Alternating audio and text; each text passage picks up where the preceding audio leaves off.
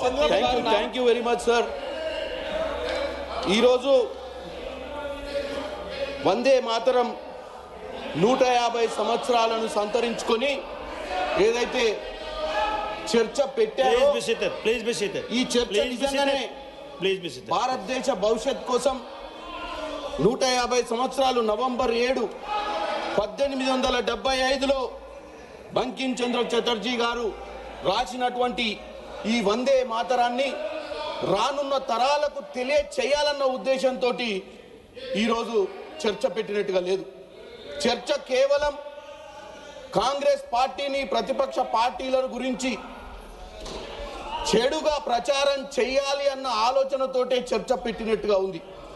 ఎందుకంటే ఈ యొక్క వందే మాతర గీతాన్ని మొట్టమొదటిసారిగా ఇండియన్ నేషనల్ కాంగ్రెస్ కాన్ఫరెన్స్ ఏదైతే సెషన్స్ జరుగుతాయో 1896లో రవీంద్రనాథ్ ఠాగూర్ గారు పాడటం జరిగింది. దాని తర్వాత 1907లో మేడం బికాజీ కామా గారు జర్మనీలో నేషనల్ ఫ్లాగ్, ఆ రోజున జాతీయ జెండా మీద వందే మాతరం రాసి బెర్లిన్లో ఎగిరేయడం జరిగింది. అంటే కాంగ్రెస్ పార్టీనే ఆ రోజు వందే మాతరాన్ని ముందుకు తీసుకుపోయి రానున్న తరాలకు తెలియజేయడానికి ప్రయత్నం చేసింది. కాంగ్రెస్ పార్టీనే రవీంద్రనాథ్ ఠాగూర్ గారి చేత మొట్టమొదటిసారిగా పాడించింది. ఇప్పుడు కేవలం 1937వ సంవత్సరాన్ని తీసుకొని భారతదేశ ప్రజల ముందు జవహర్లాల్ నెహ్రూ గారిని, కాంగ్రెస్ నాయకులను తప్పుగా చూపించేటువంటి ప్రయత్నం చేస్తూ తప్ప వాస్తవంగా ఏమాత్రం కూడా వందే మాతరాన్ని ఒక జాతీయ గీతంగా ముందుకు తీసుకుపోయి మనమందరం ఐక్యంగా ఉండి సభ నడపాలన్న ఆలోచనతోటి ముందుకు పోట్లేదు ఈ ప్రభుత్వం. ఎందుకంటే 1937లో జరిగినటువంటి విషయం గురించి పదే పదే చెప్పడానికి ప్రయత్నం చేస్తున్నారు.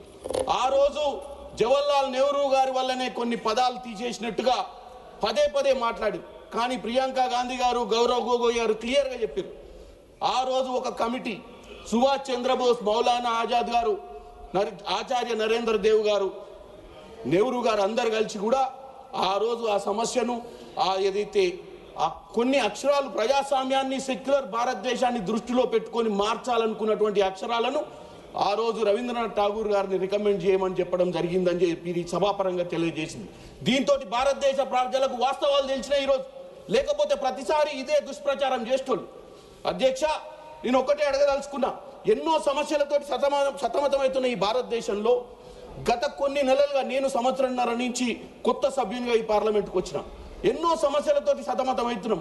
ఇలా డాలర్ విలువ పడిపోయి డాలర్ విలువ 90 రూపాయలకు చేరింది. ఇవాళ ఇండిగో ప్రయాణికులు రోడ్ల ఎయిర్పోర్ట్లల్లో పడిగాపులు కాస్తారు.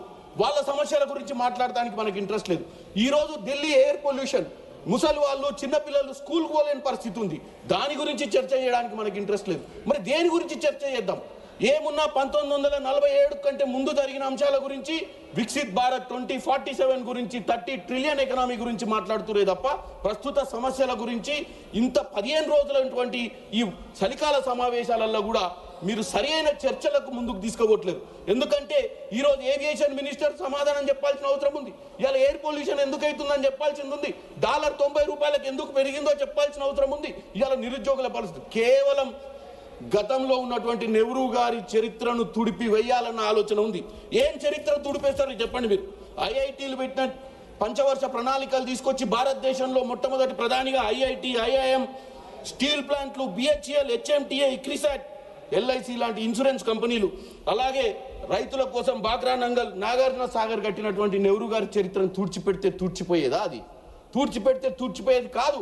కాబట్టి నేను ఒక్కటే చెప్తున్నా, మీరు వికసిత్ భారత్ 2047 ఏదైతే అనుకుంటున్నారో 30 ట్రిలియన్ ఎకనామీ భారతదేశంగా వ్యాప్తంగా కూడా అన్ని రాష్ట్రాలకు ముందు తీసుకోవాలి. ఇవాళ తెలంగాణలో రేవంత్ రెడ్డి గారి ప్రభుత్వం తెలంగాణ సమిట్ కండక్ట్ చేస్తుంది. తెలంగాణ రైజింగ్ 2047 3 ట్రిలియన్ ఎకనామీ మేము కూడా కాంట్రిబ్యూట్ చేస్తూ అంటున్నాం.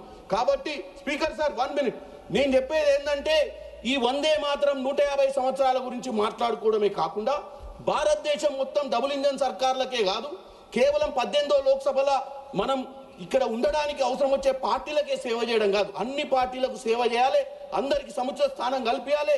ఈ రోజు తెలంగాణ ముఖ్యమంత్రి పదే పదే ఢిల్లీకి వచ్చి 50 సార్లు మంత్రులందరినీ కలిసి మాకున్నటువంటి RRR మెట్రో మూసీ రిజర్వేషన్ లాంటి సమస్యల గురించి మాట్లాడుతున్నారు. Speak, I will conclude sir, 1 minute please. I'm waiting for very long for this. నేను అనేది ఏంటంటే మా ముఖ్యమంత్రి రేవంత్ రెడ్డి గారు ఎన్నో సమస్యలను మీ ముందుకు తీసుకొచ్చిండు. అవన్నీ కూడా పరిష్కారం చేసుకునే దిశగా ముందుకు పోవాలి. వికసిత్ భారతే కాదు, తెలంగాణ రైజింగ్ ని కూడా కలిపి తీసుకుపోతేనే భారతదేశం అభివృద్ధిలోకి వస్తుంది. కేవలం రాజకీయాలు, కులాల మధ్యన చిచ్చు పెట్టేటువంటి మాటలు మాట్లాడటం వల్ల నష్టం జరుగుతుందని చెప్తున్నా. వందే మాతరాన్ని మనం ముందుకు తీసుకోవాలి, ముందు తరాలకు తెలియజేయాలని కోరుకుంటూ వందే మాతరం, జై హింద్. అవకాశం ఇచ్చినందుకు మీకు ధన్యవాదాలు. कुमारी प्रिया सरोज जी। सभापति महोदय, आपने मुझे आज बोलने का अवसर दिया। वंदे मातरम ये 2 शब्द मात्र नहीं, एक मंत्र है।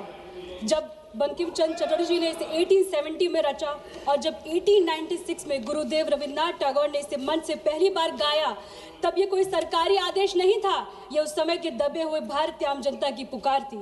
अध्यक्ष महोदय, वंदे मातरम एक ऐसा राष्ट्रगीत जिसने जाति, धर्म, भाषा की दीवारों को तोड़ दिया। अंग्रेजी हुकूमत ने डिवाइड एंड रूल की नीति से हमें बांटने की कोशिश की थी। ऐसी स्थिति में एक हुंकार, एक मंत्र की जरूरत थी जो पूरे देश को जोड़ दे। वंदे मातरम वही मंत्र बना। इस गीत ने अनगिनत स्वतंत्र सेनानियों को प्रेरणा दी और भारत की राष्ट्रीय पहचान तथा एकता के प्रतीक को बनाया। जब भी वंदे मातरम गुजा, परतंत्र भारत के नौजवानों में जोश भर गया, डर की बेड़ियां टूटी और मातृभूमि के लिए बलिदान का जज्बा जाग उठा। यह कोई साधारण गीत नहीं है अध्यक्ष महोदय, देशभक्ति की चिंगारी थी जिसने विदेशी साम्राज्य की नींव को हिला दिया। अध्यक्ष महोदय, इतिहास खुद को दोहराता है, लेकिन इस बार किरदार बदल गए हैं। आज़ादी की लड़ाई में वंदे मातरम का ये नारा ब्रिटिश राज के लिए एक बड़ी चुनौती थी। ब्रिटिश राज इससे डरती थी क्योंकि यह नारा धर्म, प्रांत, जाति और भाषा के भेद को मिटाकर भारत को एकजुट करती थी। ब्रिटिश राज का हथियार था फूट डालो राज करो, मतलब डिवाइड एंड रूल, और आज भी देश में वही होता दिख रहा है अध्यक्ष महोदय।